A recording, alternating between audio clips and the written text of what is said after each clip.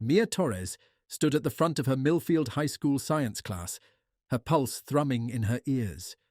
In her hands, she held a poster, its surface a collage of local wildlife and the dark smudge of Millfield manufacturing plant's silhouette against a sunset. The room hummed with the indifferent shuffling of papers and low murmurs of her classmates, a stark contrast to the fervour that filled her. "Industrial runoff is killing our river," Mia declared, her voice steady despite the sea of sceptical eyes that met her. "These chemicals seep into our water, our soil. They're in our backyards, and they're affecting our health." She pointed to a graph showing rising levels of toxins, her finger tracing the upward trend as if willing them to understand. A soft wave of laughter rippled through the room. A few heads shook, eyes rolled. The unspoken judgment of a town steeped in factory life. "Come on, Mia. My dad works there, and he says it's all within legal limits," one boy called out, his words echoed by nods of agreement. "Legal doesn't always mean safe," Mia shot back, the hint of a tremble in her voice betraying her frustration. The bell rang, cutting any further discussion short, leaving Mia's arguments to dissipate in the rush to the door. Outside, the air tasted of metal and earth as Mia walked the familiar path home, her mind replaying the day's failures. The outskirts of the plant lay on her route, a constant reminder of the battle she was waging. It was there, beside the chain-link fence bordering the facility, that she spotted the anomaly, a cluster of wildflowers, their petals contorted, their colours too vibrant, almost neon. Mia knelt down, her phone clicking as she captured this peculiarity, a silent witness to the plant's trespasses. But the photos were quickly forgotten, pushed to the back of her mind by the urgency of her mission. There was a protest to plan, a community to awaken. Dinner that night was a quiet affair in the Torres household, the clinking of cutlery a metronome to the family's routine. But the peace was a veneer, and Mia, burning with the day's confrontation, shattered it with a single sentence. "I'm organising a protest against the plant," she announced, her words hanging heavy in the air. Her father, John, a long-time supervisor at the plant, laid down his fork, the sound sharp against the silence. His face, usually a map of warm lines, hardened. "Mia, you're playing with fire," he said, his voice low, a warning wrapped in concern. "That plant is the lifeblood of Millfield. It's put food on our table for years." Her mother, Maria, a woman of soft curves and softer smiles, reached across the table, her hand seeking Mia's. "Your father's right. People won't take kindly to this. They're scared of losing their jobs, their way of life," Maria said, her eyes pleading for understanding. But Mia's resolve was unyielding, her belief in her cause unshakable. "I can't just sit back and watch our town suffer," Mia countered, her chair scraping back as she stood. "Our health, our home, it's at stake." The meal ended with a heavy silence, the rift between Mia's ideals and her family's fears widening. She retreated to her room, the walls adorned with posters of green forests and clear skies, a stark contrast to the view from her window. As the night crept in, Mia sat at her desk, her plans unfolding before her, a map of the protest route, a list of local media contacts, a schedule of meetings. This was more than a school project or a teenage rebellion. It was a fight for Millfield's future, and Mia Torres was at its heart. The morning sun crept through the blinds of Mia Torres's bedroom, painting her walls with stripes of light and shadow. It was the kind of morning that promised the simple joys of summer, but for Mia, it heralded a day of daunting tasks and confrontations. She dressed quickly, pulling on a faded t-shirt and jeans, the uniform of a teenage activist with little time for vanity. Mia's first stop was Riverbend, the once teeming waterway that ran through Millfield. Armed with sample bottles and a testing kit she had saved up for months to buy, she collected water samples. The river's surface, which used to shimmer with the movement of fish, lay disturbingly still, the silence broken only by the distant hum of the plant. As Mia crouched by the water's edge, the harsh reality of the environmental damage struck her anew. She didn't need a test to tell her the water was sick. The lack of life was evidence enough. Her determination solidified with each sample she sealed. Back home, the smell of coffee greeted Mia as she entered the kitchen. Her parents sat at the table, a silent tableau of domesticity. The conversation from the night before hung between them, an unresolved symphony of concern and conviction. Mia braced herself for the continuation of a debate that seemed to have no end. "Mia, we've been talking," her father began, his voice unusually formal. "We know you care about this, but you have to think about the bigger picture. The plant is what keeps this town alive." Mia poured herself a cup of coffee, her hands steady despite the turmoil inside. "I know, Dad, but it's also what's killing the river, the air, everything we grew up loving about Millfield." Before her mother could interject, Mia left, her departure a silent rebuttal to their fears. The day's heat was a tangible force, as Mia and her best friend Louise pinned flyers to the community board in the town square. The flyer, a simple call to action against the plant's expansion, felt flimsy in Mia's hands. Yet it carried the weight of her world. The reactions were mixed. Some people stopped to read, while others tore the flyers down as soon as she walked away. Mia's skin prickled with the hostility that seemed to radiate from the bricks themselves. This town, her home, was turning into hostile territory. Later, as the sun dipped low, Mia stood at the podium in the town hall, her palms damp against the wood. She looked out at the gathered crowd, a mosaic of curious and hostile faces. Her voice, when she spoke, was clear and infused with a passion that drew eyes and, begrudgingly, ears. "We are here because we love our town," Mia said, her gaze sweeping over the crowd. "And loving something means protecting it, not just reaping its benefits until there's nothing left." The room shifted with whispers and shuffles, the air charged with tension and, surprisingly, a thread of hope. Mia fielded questions, some loaded with anger, others with genuine curiosity. She stayed long after the meeting ended, talking to anyone who would listen, her arguments gaining refinement with each interaction. As she walked home, the light from the street lamps cast long shadows on the pavement. The night was quiet, but Mia's mind was a cacophony of plans and possibilities. Today, she had sown seeds of awareness. Whether they would take root remained to be seen, but for now that was enough to keep the flame of her resolve burning bright. Mia Torres's alarm clock buzzed at the break of dawn, the sound as insistent as the thoughts swirling in her mind. With a practiced motion, she silenced it, her body already gearing up for the day ahead. She pulled on her favourite sweatshirt, the one emblazoned with the emblem of the Millfield Environmental Club, a beacon of her commitment to the cause. The morning air was crisp as Mia made her way to the high school.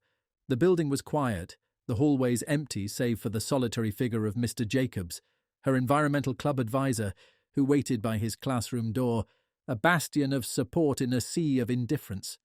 "We have to be strategic about this," Mr. Jacobs said as Mia entered. They spread a map of Millfield across the desk, their fingers tracing the route of the proposed protest march. Mr. Jacobs offered a wealth of knowledge, from local permit laws to effective crowd management techniques. Mia scribbled notes fervently, her mind racing to keep up with the flurry of information. By midday, the town square had become a battleground of ideologies. Mia stood by the fountain, her hand gripping a stack of flyers, each one a call to action for the townsfolk to join the protest. She approached passers-by with a hopeful smile, her pitch honed by countless rehearsals. "Stand with us for a cleaner Millfield," Mia urged, extending a flyer to a middle-aged woman who eyed it skeptically. The woman took the paper, her expression unreadable, and moved on without a word. Mia watched her go, the uncertainty a bitter pill, but she turned to the next person undeterred. For every flyer discarded, one was accepted, and with each small victory, Mia's resolve grew stronger. The setting sun cast a golden glow over the town hall meeting that evening. The room filled slowly, a trickle of residents taking their seats, their murmurs coalescing into a steady hum of anticipation. Mia paced at the front, her gaze occasionally flicking to the entrance, where Mr. Jacobs gave her an encouraging nod. As the clock struck 7, Mia took a deep breath and stepped up to the microphone. The room hushed as she spoke, her voice steady despite the fluttering in her chest. "Millfield is at a crossroads," Mia began, her eyes scanning the crowd. "The plant's expansion means more jobs, yes, but at what cost? Our health, our environment, our future?" She spoke of the river, of the fish die-offs, of the children who could no longer play outside on bad air days. She invoked the town's proud history, its connection to the land, and the legacy they would leave for future generations. It was a speech crafted not just from data and statistics, but from the heart of a girl who loved her hometown enough to fight for it. Questions came like arrows, some tinged with hostility, others with genuine concern. Mia answered each one, her responses reflecting not only her passion for the environment, but also her respect for the community's concerns. The meeting stretched on, the night deepening, the air alive with the buzz of heated debate and thoughtful discourse. As the last of the attendees filed out, a few lingered, offering tentative words of support, asking what they could do to help. Each offer was a ripple, the potential to become a wave in the tide of change that Mia sought to bring about. Walking home under the starry sky, Mia felt the weight of the evening in her bones. It was exhaustion tinged with exhilaration, the feeling of having been heard, of possibly having made a difference.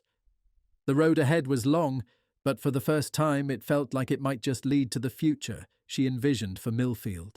The dawn sky was a canvas of soft pinks and oranges as Mia Torres set out, her backpack slung over one shoulder, her determination as palpable as the morning chill.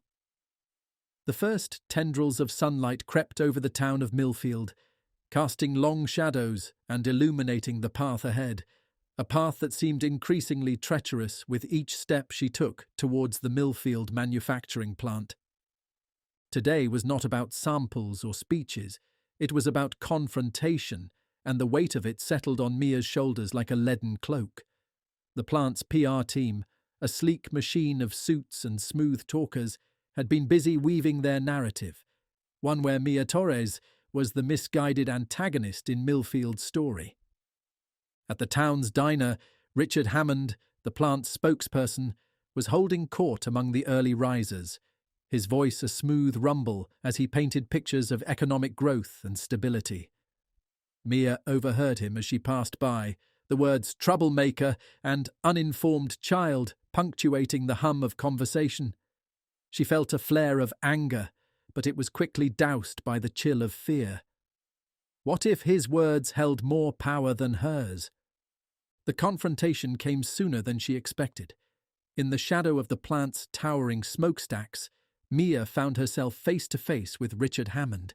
He wore a smile that didn't reach his eyes. "Mia, you should be in school preparing for your future, not trying to dismantle the very thing that fuels this town," he said, his tone patronizing. Mia's response was measured, her voice betraying none of the tremor she felt. "The future I want doesn't have to cost us our health or our environment." Their exchange was brief, but it left Mia with a renewed sense of urgency. She needed to act, and soon.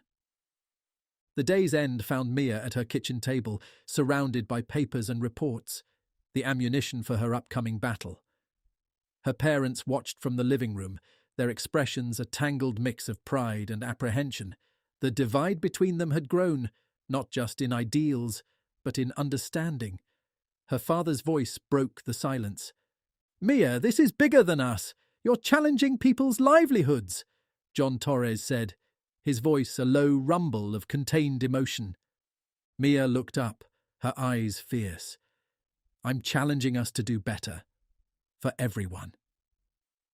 It was late when Mia stumbled upon the truth. Tucked away in a forgotten email, forwarded by an anonymous plant worker, was evidence of the illegal disposal practices, a trail of digital breadcrumbs leading back to the heart of the plant's operations. The revelation was shocking, not least because of the familiar names littered throughout the documents.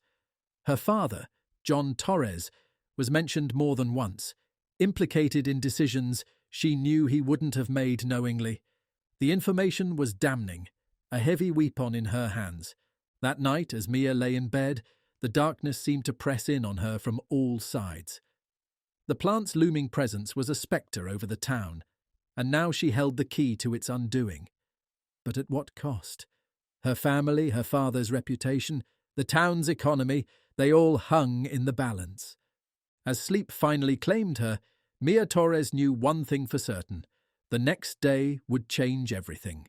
The truth would come out, and Millfield would never be the same. The battle lines were drawn, and she was at the centre, the reluctant warrior armed with a truth too powerful to contain. The sterile white of the hospital room was stark against the backdrop of a setting sun that Mia Torres observed from the window. She watched as Luis, her stalwart companion in this environmental crusade, lay tethered to machines that whispered and beeped in an unsettling rhythm. His asthma attack had been severe, a physical manifestation of the plant's insidious spread into their lives. The plastic chair by his bedside bore the imprint of Mia's prolonged vigil, a testament to the weight of guilt that pressed upon her. As she held Luis's hand, feeling the frailty of his breath against her skin, Mia's resolve hardened. She couldn't fight the plant's influence with protests and marches alone. She needed to sow change with education, to arm her community with knowledge. She whispered a promise to Luis, a vow to shift her tactics, to turn their fight into one that Millfield could rally behind. The next morning, under the fluorescent glow of Millfield High's science lab, Mia gathered with the members of the Environmental Club. They surrounded a table littered with air quality monitors and pamphlets about pollution's effects on health. Mr. Jacobs watched from his desk, pride evident in his eyes as he observed Mia's transformation from passionate advocate to strategic leader. Together, they launched the Breathe Easy Millfield initiative, aiming to map the town's air quality and provide tangible evidence of the plant's impact. Mia spent afternoons walking door to door, air quality monitor in hand, her spiel becoming smoother with each stop. "We're collecting data to create a healthier Millfield," she'd say, and doors that had once slammed in her face began to crack open, curious eyes peering out, considering her words. The data compiled painted a stark picture, a visual Mia hoped would resonate more deeply than any speech she could give. Weeks passed, and the initiative grew.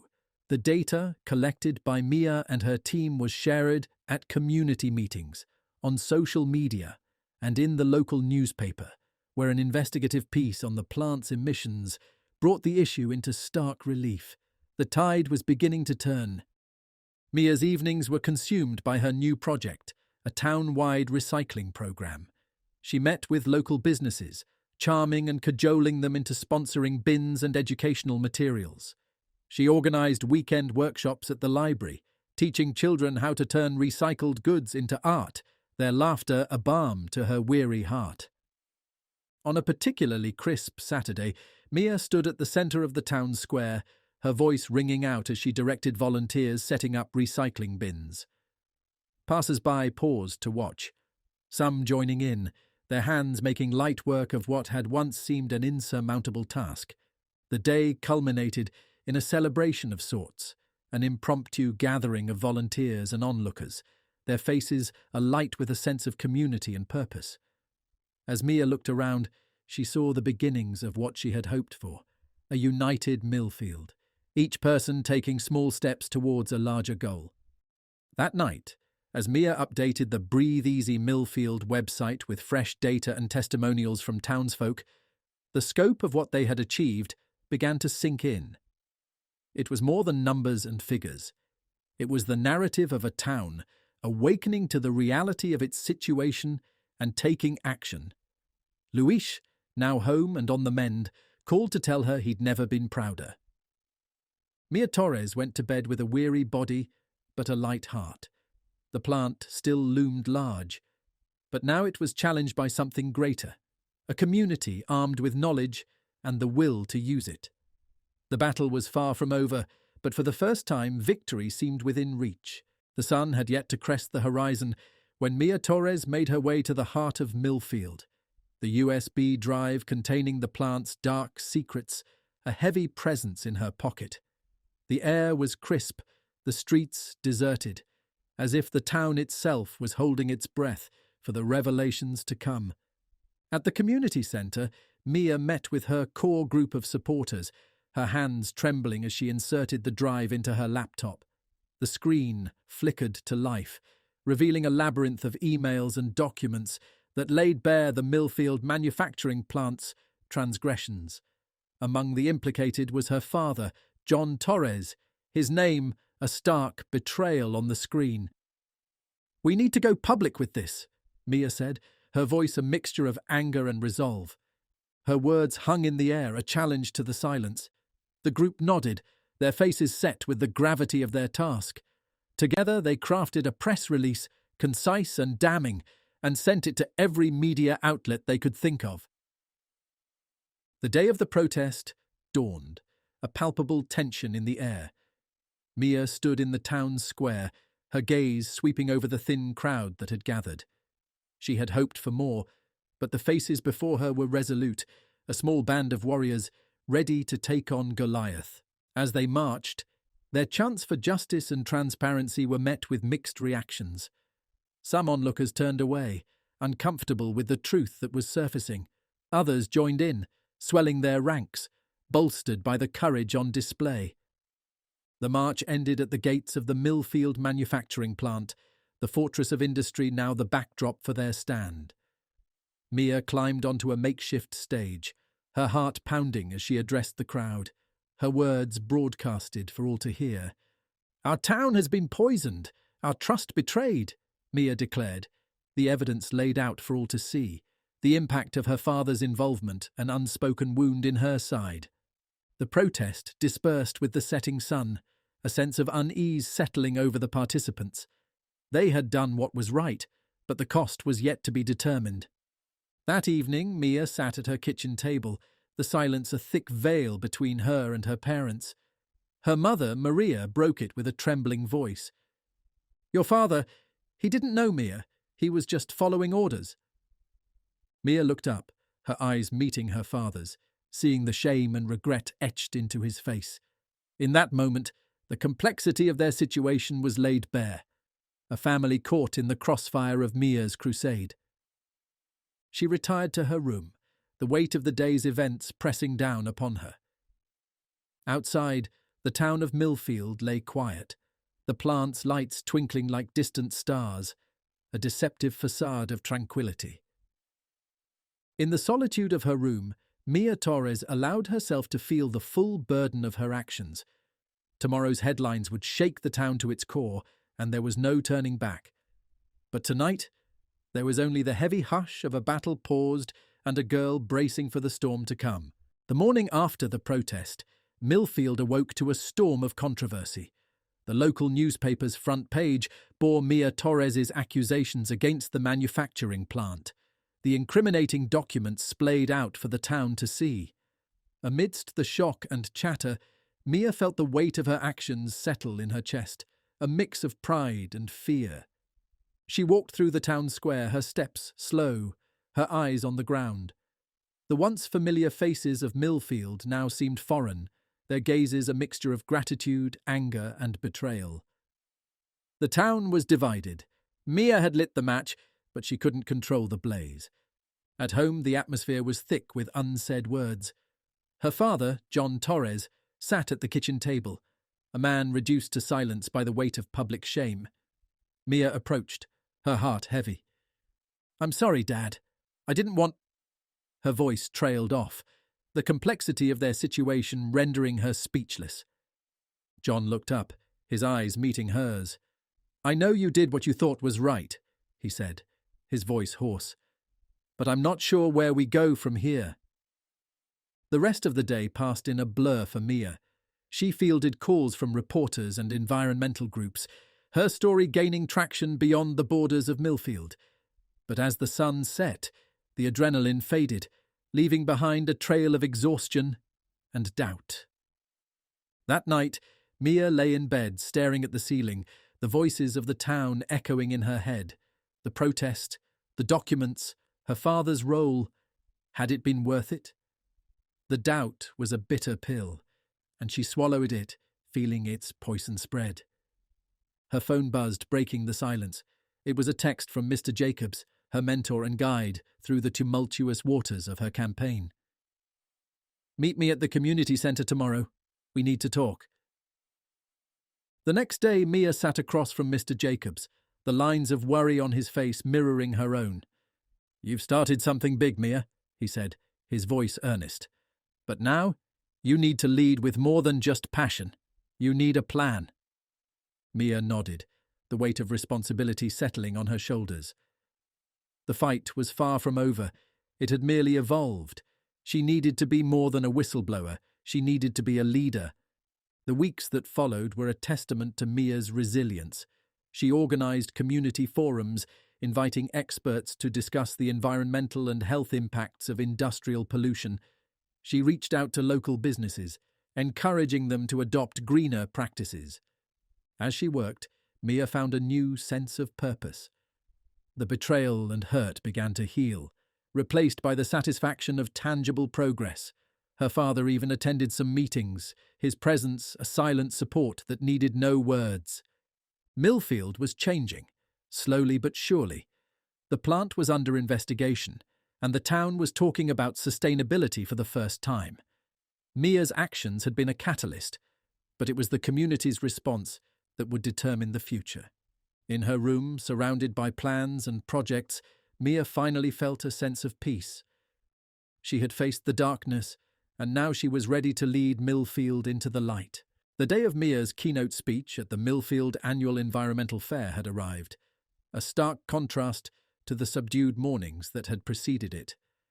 The park, once a symbol of her solitude, was now bustling with life and chatter, adorned with banners advocating sustainability and booths displaying green technologies.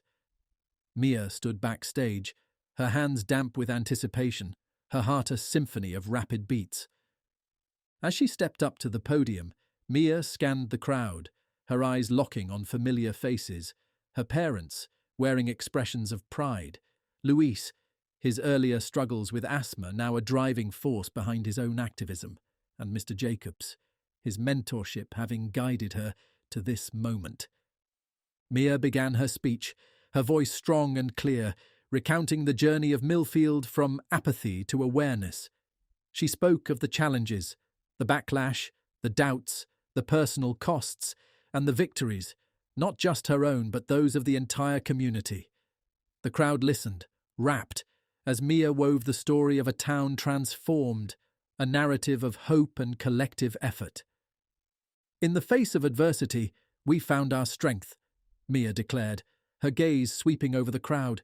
"We turned our concern into action, our fear into fortitude.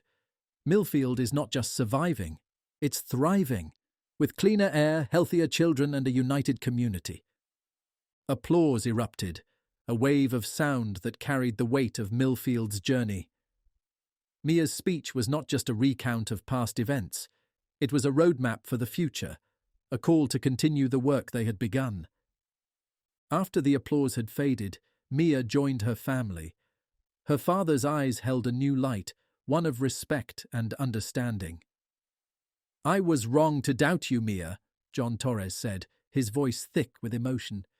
"You've done more than just change the town. You've changed me." The fair continued around them, a celebration of environmental awareness and community action. Mia mingled with attendees, answering questions and sharing ideas. The fair was more than an event. It was a testament to Millfield's new identity, a community that cared for its environment. As the sun dipped below the horizon, casting a golden glow over the park, Mia helped her parents and Luis pack up the last of their booth's materials. They worked in comfortable silence, each lost in their thoughts about the day and its significance. Walking home, the streets of Millfield seemed different to Mia. The very air felt charged with possibility, the trees lining the roads standing a little taller, their leaves whispering stories of change and growth. Back in her room, Mia added the day's programme to her scrapbook, a chronicle of her activism. She ran her fingers over the clippings. Each article, each photo, a step on the path that had led her here. With a contented sigh, she closed the book and placed it on her shelf, its spine a reminder of the narrative she had helped to write. The battle for Millfield's environment had been arduous, but it had brought out the best in its residents. Mia Torres had ignited the spark, but it was the community's collective effort that kept the flame burning. As night settled over Millfield, Mia fell asleep to the gentle hum of a town in harmony with its environment, her dreams a reflection of the reality she had helped to shape.